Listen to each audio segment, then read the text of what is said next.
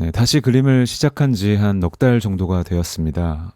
초반에는 여러 가지 시도와 실패를 좀 했고, 재료도 이것저것 써보고 해가지고, 이제 저만의 그림을 찾아가고 있는 단계에 접어든 것 같습니다. 요즘에는 그림을 연구할수록 현재 나에게 그리기란 무엇인가, 그림이란 무엇인가에 대해서 조금 생각을 해보는 중입니다. 왜냐면 그림을 현재 직업이라고 당당하게 내세우기에는 그런 외부적인 모양을 전혀 갖출 생각을 제가 안 하고 있고, 뭐 사실 못하는 것일 수도 있죠. 또 영화 감독이라는 본업이 따로 있기도 하고, 그렇다면 그림은 취미가 맞는데 한편으로는 그림이 단순한 취미라고 하기에는 그림이 지금 제 정체성에 중요한 부분을 차지하고 있어서 단순히 그렇게 말하기는 조금 애매한 부분이 있고, 그래서 당분간은 이렇게 정의를 내렸습니다. 나는 현재 은둔하며 그림을 그린다. 물론 이렇게 유튜브를 하는 게 어떻게 은둔이냐라고 반문하실 수도 있겠지만, 전통적인 의미에서 전시를 하는 사람이 작가라고 한다면 그런 활동에 지금 아무 욕망과 계획이 없다는 점에서, 또 미술계와 아무런 연결고리를 갖고 있지 않다는 점에서, 그리고 현재는 오직 이렇게 방구석에서 그리기 그 자체에만 집중하고 있다는 점에서 나는 은둔 미술을 하고 있다라고 조금은 넓은 의미에서 은둔을 정의하고, 그 은둔의 즐거움에 대해서 한 명의 창작인으로서 오늘 이야기를 해보고자 합니다. 예술가의 활동하면 꼭 나오는 말들이 뭐 관객과의 소통, 뭐 대중성, 마케팅, 성공, 이런 말들이 있죠. 그런 이미지의 반대편에는 무슨 말들이 놓여 있을까요? 뭐 은둔, 고립, 실패, 불행, 이런 부정적인 단어들이 좀 엮여 있는 것 같습니다. 아마도 미대 크리틱 수업이었다면 그 자리에서 가장 재수없는 누군가가 그런 방식은 자위랑 뭐가 다른가요? 라고 비아냥댔을 것 같기도 합니다. 하지만 은둔과 고립이 꼭 나쁜 것일까요? 예술이란 게, 또 작업이란 게 누군가의 평가나 인정을 받는 것도 물론 중요하다고 생각을 합니다. 하지만 이제 40이 된, 부록이 된, 이제 아저씨가 된, 한 예술인으로서 저는 이제는 창작이란 게, 또 작업이란 게 살짝 다른 각도에서 보이기도 합니다.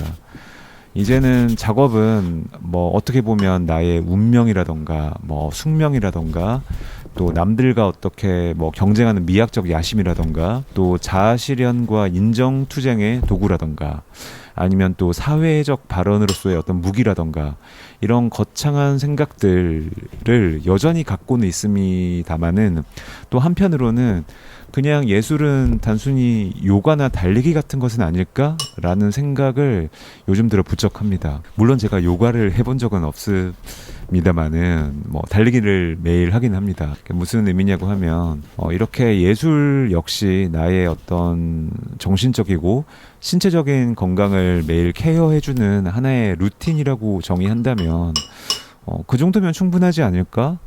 사실은 그것도 엄청 이루기 어려운 것은 아닐까? 라는 생각을 해요.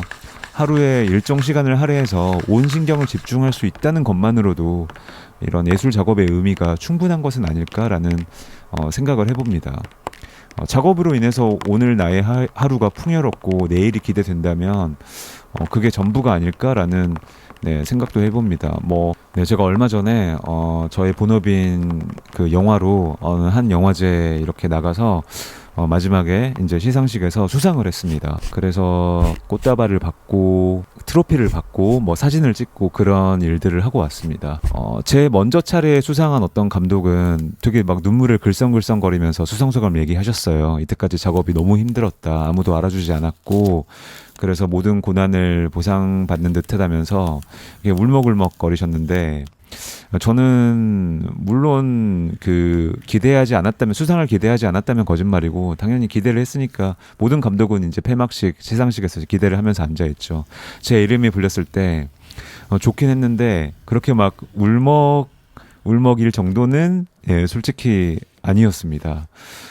그래서 사실 막 뛸 듯이 뭐 좋다, 너무 막 감동적이야, 너무 영광이다, 이런 말들을 바깥으로는 하긴 하지만 사실 그렇게 엄청나게 좋다거나 막 사실 그런 느낌은 조금 없어서 왜 그러지? 나 왜 이렇게 건방져졌지?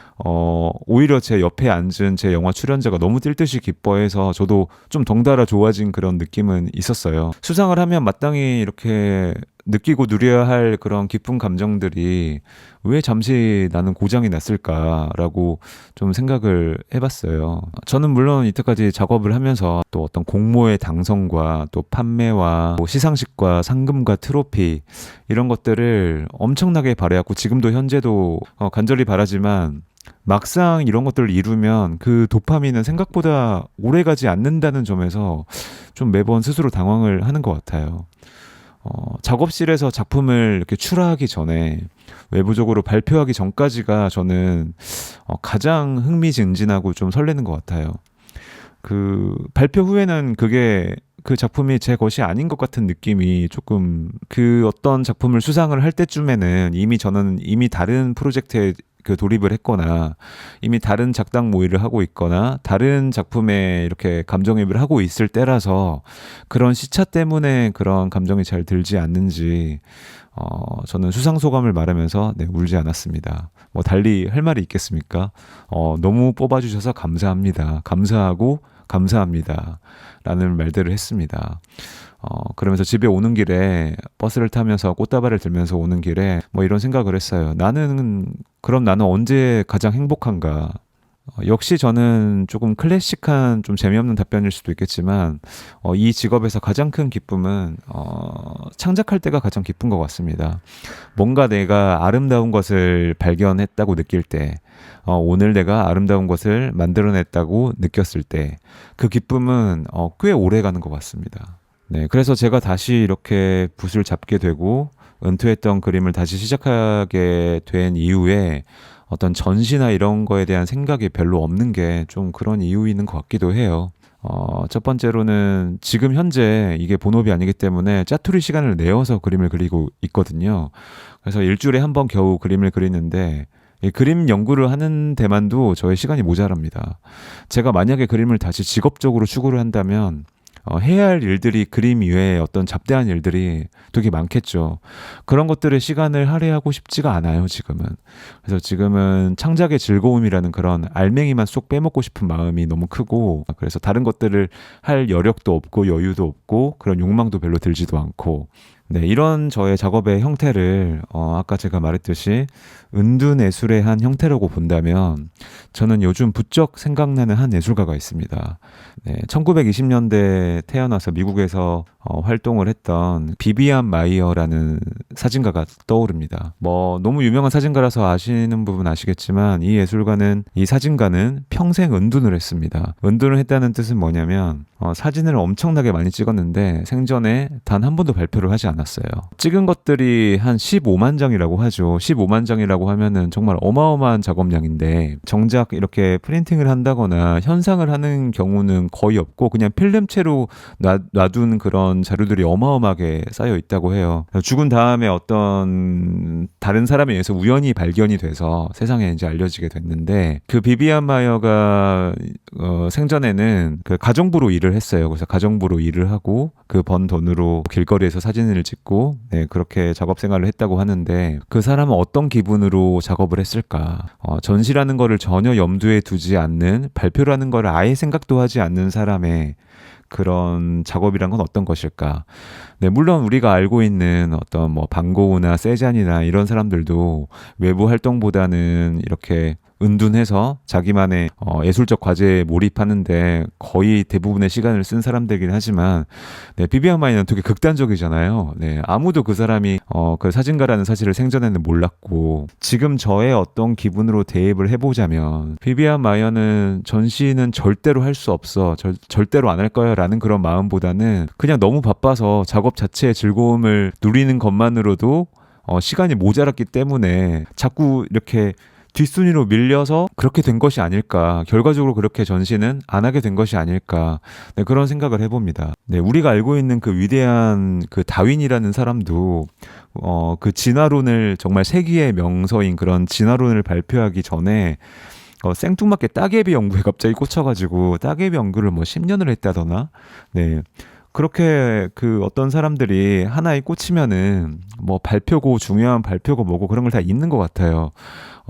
왜냐면은 그 작업 자체가 너무 즐겁고 연구가 너무 즐거우면은 그렇게 될 수도 있다고 생각을 합니다. 그래서 찍는 그 행위 자체가 너무 즐거웠기 때문에 이거를 뭐 현상을 한다거나 이렇게 막 프린팅을 한다거나 이런 것들은 다 삶의 부차적인 요소로 치부가 되었지 않았나. 그래서 그 셔터를 그 누르는 순간, 길거리에서 셔터를 누르는 그 순간들이 그녀의 삶을 얼마나 지탱을 해줬을까라는 생각을 해보면 아예 이해가 안 되는 것은 아니에요. 네, 그게 뭔지 저는 요즘 이렇게 혼자 방에서 그림을 그리면서 그린다는 행위 그 자체와 이 결과로서 뭔가를 해보려고 하는 그 욕망에 저울질을 하자면 그냥 그리기 자체가 좋다는 그런 마음을 갖고 있기 때문에 비비안 마이어의 그런 어떤 결과에 어떤 상관없는 그런 수행성으로서의 어떤 예술을 행하는 어떤 그런 삶, 그런 것들 좀 많이 이해를 해보려고 합니다. 네, 그래서 저도 지금의 마음으로는 뭐 평생 그림 그리면서 전시를 안 하고도 살 수 있겠다는 생각을 하고 또 저는 워낙 번복을 잘하는 사람이기 때문에 오늘 이렇게 말하고 내일 저 개인전 잡았습니다라고 할 수도 있어요. 근데 현재까지 지금 넉 달 동안의 제 마음은 그림 뭐 전시 같은 걸 안 하고도 그러니까 그림 작가, 화가가 하는 어떤 그런 일상적인 외부 활동을 안 하고도 이렇게 일주일에 한번 그림 그리는 것만으로도 충분하다는 생각을 하고 이게 저의 어떤 생활에 활력을 주고 있고 충분한 역할을 하고 있기 때문에 그 이상의 어떤 욕심은 그렇게 막 매달리지 않는다라는 생각을 가지고 있어요.